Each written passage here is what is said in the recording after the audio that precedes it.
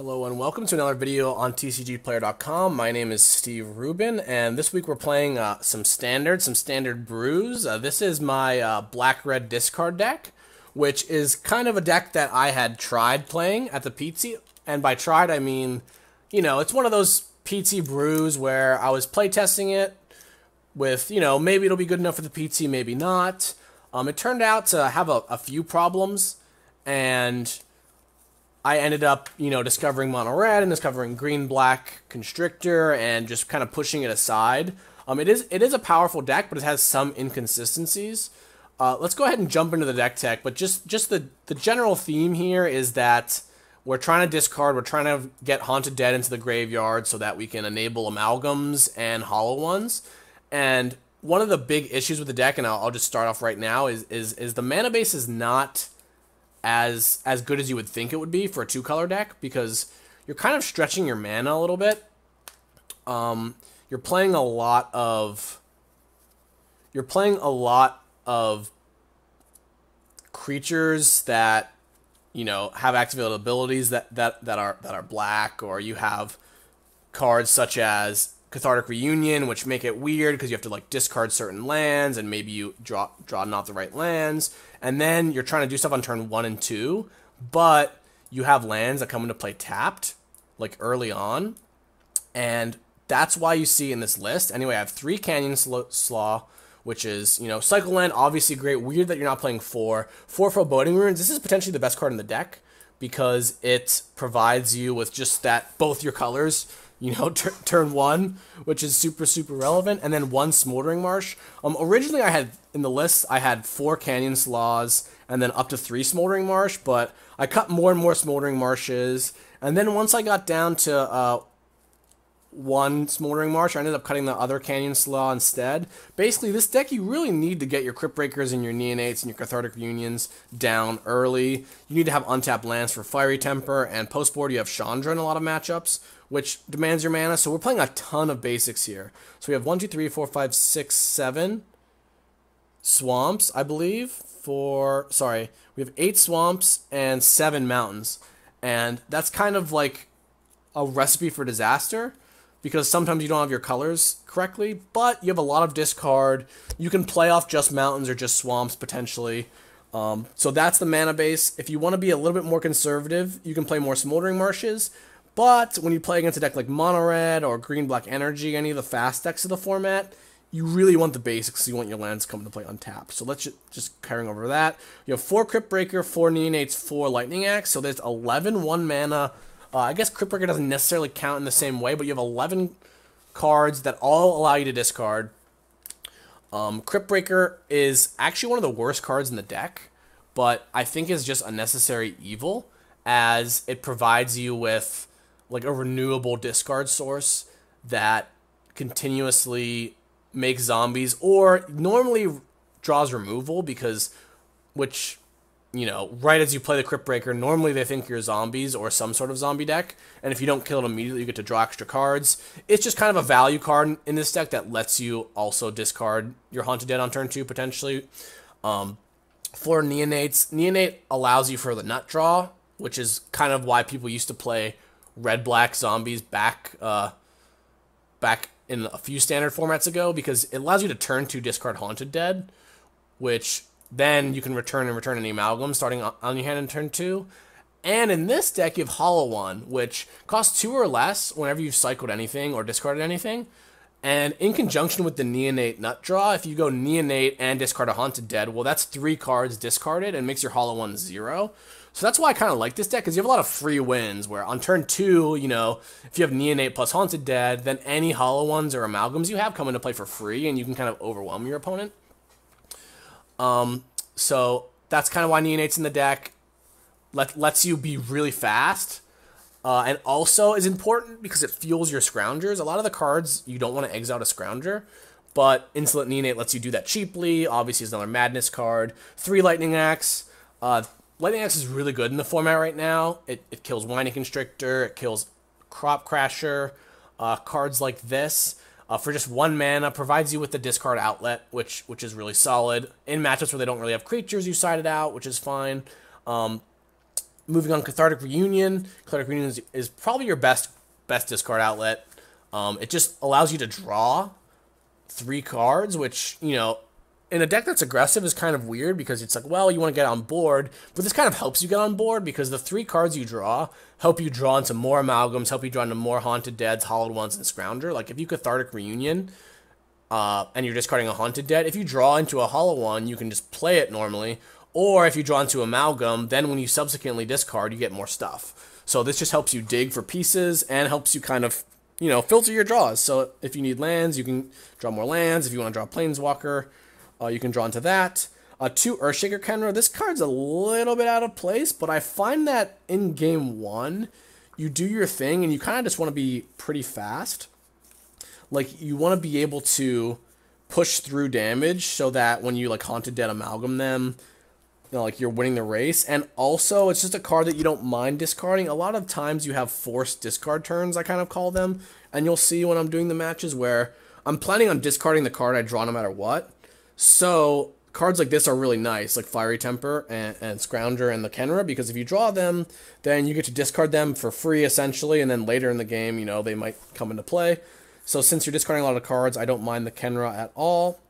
Scrounger, obviously a staple, is very, very strong against any sort of control deck or in any game where you're a bit ahead. It's only really weak against mono red, but even there it can be nice. Helps you trigger your amalgams, helps you do everything really. Can be discarded to Neonate or Cathartic Reunion or Crypt Breaker for free value, which is super good. Fiery Temper, it's another great card. Like, everything in this deck synergizes so well. The Fiery Temper is really nice because it allows you to actually get something on board when you're discarding. Part of the problem with this deck before is, like, if you're playing a Cathartic Reunion, you're not actually impacting the board that turn. But Fiery Temper and Hollow One allow you to do that. Amalgam, you know, kind of the only reason the deck exists because with Haunted Dead and with Scrounger is really powerful. This deck is really, really good against sweepers, and hopefully we play some matches where I can show that to you. And a lot of the ways people are beating mono red and zombies right now is with sweepers. And this deck just can literally laugh at a Fumigate or Kozik's Return because everything just ends up coming back over and over again. And Amalgam is basically the reason, with Scrounger and Haunted Dead, you know, both helping out. Haunted Dead, you know, it's the zombie that I don't know why they printed this with Haunted Dead. I think it's possibly something like a Felidar Saheeli situation where they kind of just missed that because it just seems so uninteractive sometimes. Like when you're playing a certain deck and your opponent neonates the Haunted Dead in the graveyard and all your removal just does nothing. It's really, really strong. So Haunted Dead is awesome. Helps you with your potentially draw cards with Crypt Breaker. Helps you enable Hollow One. Last card, Hollow One, obviously kind of the new card in the deck. And you would think that this card's really good, but it doesn't play out quite as good as I thought it would, which is one of the reasons I didn't play or didn't really pursue tuning this deck further for the Pro Tour, is because you just don't all the time have the ability to play this. Like sometimes on turn 2 or turn 3 you can jam and it's really good, but a lot of people are playing Braid and Grasp of Darkness. But I think this just kind of compounds your ability to just really get out far ahead, especially in game 1. So I think it's a solid card. It definitely fits the bill. It's not the most, it's not broken, but sometimes it kind of is. Like sometimes you end up with a Hollow One or a double Hollow One draw and you just kind of overwhelm the game. So that's why he's in there. And let's go ahead and move on to the sideboard. So the sideboard is kind of constructed in a way that you can sideboard out your lightning axes if needed. So let's first start with the Collective Brutality. So you have 2 Collective Brutalities, which are important because they're pretty good against mono red and against decks that don't have creatures, like control decks. You want to be able to side out the lightning axes because they have no targets, but you still want enough discard outlets to get your Haunted Deads in the graveyard. So this is like the best option because it duresses them and also lets you discard potentially. So 2 Collective Brutalities are nice. They're also pretty good against mono red. I side them in just because, you know, you can use them to kill something. You can use it to potentially duress them if you want to get a Hollow One through. It works really nicely because what you can do is you can pitch 2 or even 3 cards to the Brutality, which allows you to play Hollow One, and you can like taken a braid with the Collective Brutality to make sure your hollow one gets through. So that's obviously nice. And then we have kind of a mono red package. The mono red matchup is pretty shaky. And for a while, I was playing main deck Liliana. But because the meta is kind of moving to more like zombies and green-black and less mono-red, I think that you don't need the Lilianas anymore. But the matchup still isn't that great. So I have 2 Gifted Etherborns and the Cartouche.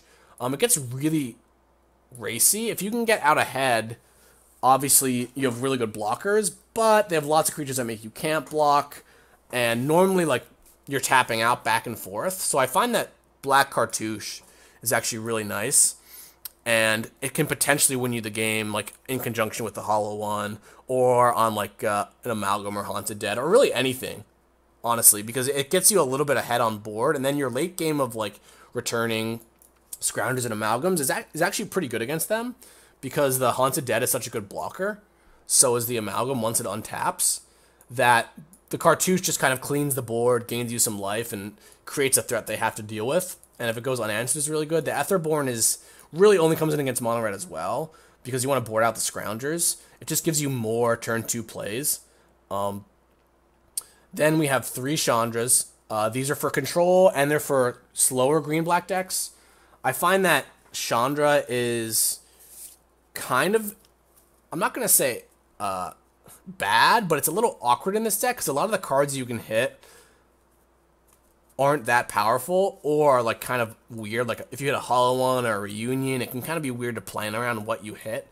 But Chandra a lot of the time is there just for like kind of doming them and maybe getting some card advantage, because what happens is like you present all these creatures, and then the Chandra comes down and, you know, makes it so that even if they have a bunch of sweepers, like the Chandra's going to kill them anyway, and gives you some reach. And also, like, just against decks like green-black, where you can play it, kill their only guy, then have a Planeswalker still, it's really good. The mana is a little bit sketch. You only have 15 red sources, but you have a lot of discard stuff. And I think it's good enough. It's been good in the games that I've played it, so I think 3 is the right number. It's possible 2 is better. 2 on Ice Disintegration. This is for any kind of slower, like Teamer Energy, has like Glory Bringers, and any kind of deck, any like Deep Fiend deck is really, really bad for this deck. So you need like instant speed ways of killing the Deep Fiend. A lot of times when you sideboard this deck, you actually don't board in or out that much, because you want to remain, you want it's a combo deck, and you want the core of the deck to remain the same. So a lot of these cards are like high impact, small cards, and maybe even fringe matches. But I think it's fine against Teamer, and it's good against slow green-black decks and Deep Fiend decks. Scorpion God, this is kind of a card that I've had in my sideboard for a while, and I never seem to draw when I want it, or I always like find an excuse not to board it in. But it's for decks with Whirler Virtuoso, and also because they normally sideboard in to be kind of control-y, and it's also for slow green-black decks have really tough time beating this card. Any Delirium deck. So that's why he's in there. Cut Ribbons is interesting, but I originally had 2, now we're down to 1. I like having more removal in some matchups, you know, against any sort of energy deck. It's really nice to be able to have a card that acts as removal, or very similar to Kenra. You know, if you just freebie discard this at some point, it's pretty good value. It's obviously not a high impact sideboard card, but it's important to be able to kill Kalidases or kill Winding Constrictors, Glorybringer, stuff like that. 2 Mindbender. Now this card, I will warn you right now, don't just bring this card in every matchup. Like, almost every matchup, it seems like you should bring this in, but it's really just for, like, ramp and, like, pure control decks. Everything else, all the other matchups, like green, black, or Team Energy, it seems good, but it's not that good. It's really there for ramp and control, because it's just very good against ramp. It's really nice against control if you ever get it online. So that's it. That's the red-black deck. Tune in for some matches. Hopefully we can give this deck a nice showing.